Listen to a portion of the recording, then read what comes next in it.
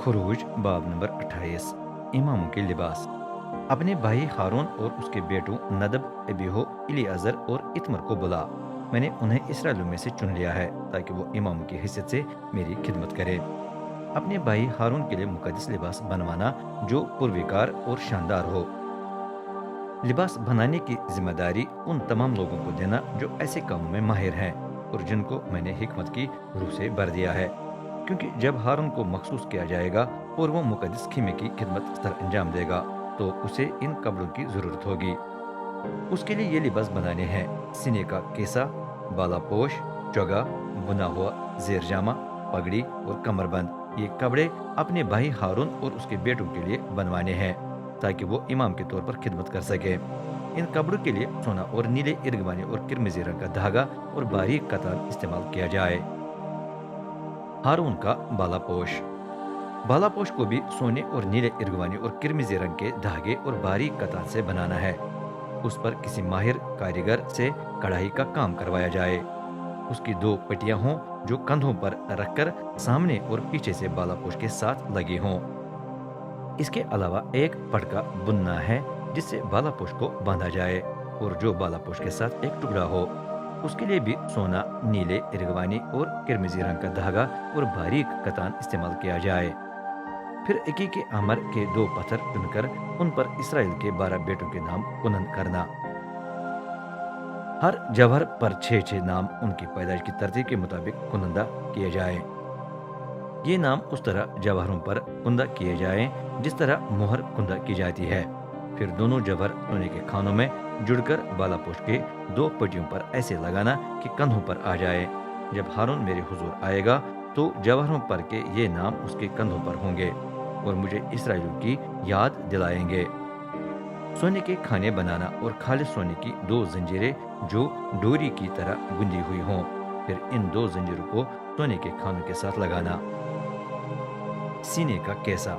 सीने के लिए केसा बनाना, उसमें वो गिरए पड़े रहें जिनकी मारिफत मेरी मर्जी मालूम की जाएगी। माहिर कारीगर उसे उन्हीं चीजों से बनाए जिनसे हारून का बालापोश बनाया गया है, यानी सोने और नीले इरगवानी और किरमिजी रंग के धागे और बारीक कतान से। जब कपड़े को एक दफा तह किया गया हो तो कीसे की लंबाई और चौड़ाई एक एक बालिश्त हो।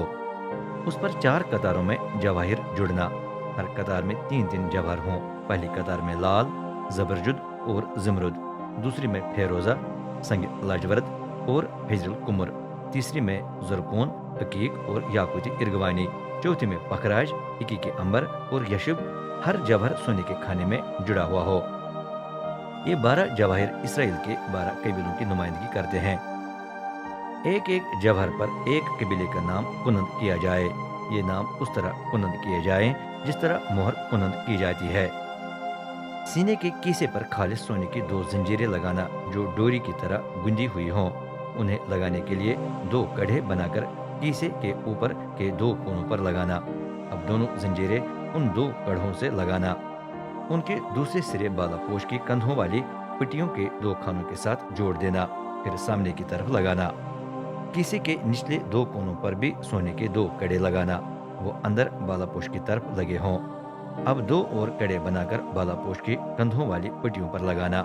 ये भी सामने की तरफ लगे हों लेकिन नीचे बालापोश के पटके के ऊपर ही। सीने के कीसे के निचले कड़े नीली डोरी से बालापोश के इन निचले कड़ों के साथ बांधे जाएं।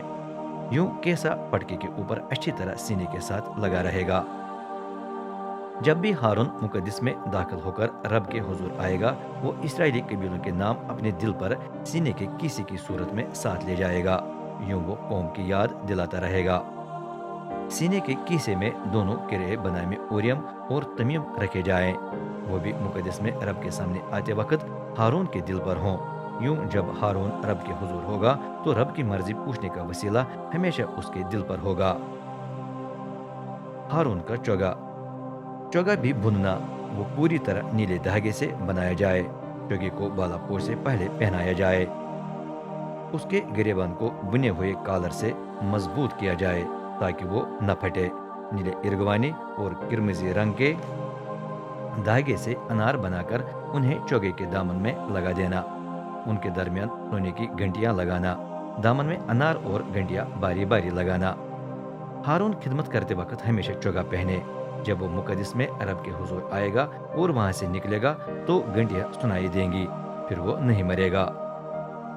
माथे पर छोटी तख्ती, जेरी जामा और पगड़ी। खालिस सोने की तख्ती बनाकर उस पर ये अल्फाज कुनद करना। रब के लिए मखसूस व मुकद्दस ये अल्फाज यूं कुनद किए जाएं जिस तरह मुहर कुनद की जाती है। उसे नीली डोरी से पगड़ी के सामने वाले हिस्से से लगाया जाए ताकि वो हारून के माथे पर पड़ी रहे। जब भी वो मुकद्दस में जाए तो ये तख्ती साथ हो। जब इसराइली अपने नजराने लाकर रब के लिए मखसूस करें लेकिन किसी गलती के बायस कसूरवार हों तो उनका ये कसूर हारून पर मुंतकिल होगा। इसलिए ये तख्ती हर वक्त उसके माथे पर हो ताकि रब इसराइलियों को कबूल कर ले। जेर जामे को बारीक कतान से बुनना और इस तरह पगड़ी भी। फिर कमरबंद बनाना, उस पर कढ़ाई का काम किया जाए। बाकी लिबास। हारून के बेटों के लिए भी जेर जामे, कमरबंद और पगड़ियां बनाना ताकि वो पुरविकार और शानदार नजर आएं। ये सब अपने भाई हारून और उसके बेटों को पहनाना। उनके सरों पर तेल उंडेल कर उन्हें मसा करना। यूं उन्हें उनके ओहदे पर मुकर्रर करके मेरी खिदमत के लिए मखसूस करना। उनके लिए कतान के पायजामे भी बनाना ताकि वो जेर जामे के नीचे नंगे न हो। उनकी लंबाई कमर से रान तक हो। जब भी हारून और उसके बेटे मुलाकात के खीमे में दाखिल हो तो उन्हें ये पायजामे पहनने हैं। इसी तरह जब उन्हें मुकद्दस कमरे में खिदमत करने के लिए कुर्बानगाह के पास आना होता है तो वो ये पहने, वरना वो कसूरवार ठहर कर मर जाएंगे। ये हारून और उसकी औलाद के लिए एक अबदी उसूल है।